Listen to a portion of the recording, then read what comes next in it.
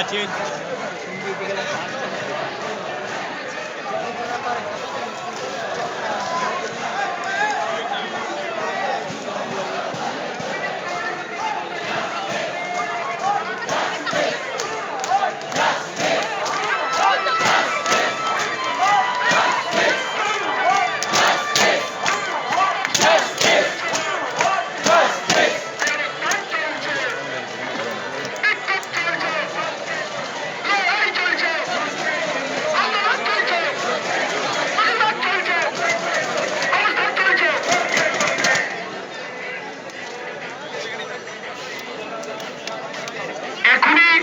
আমরা জানতে পারলাম যে লালবাজারের ভেতর থেকে খবর এসছে আমরা যে 10 মিনিট সময় চেয়েছিলাম, সেই 10 মিনিট সময় পর তারা এসে বললেন যে তারা আমাদেরকে আর এখান থেকে এক ফোঁটাও এগোতে দেবেন না।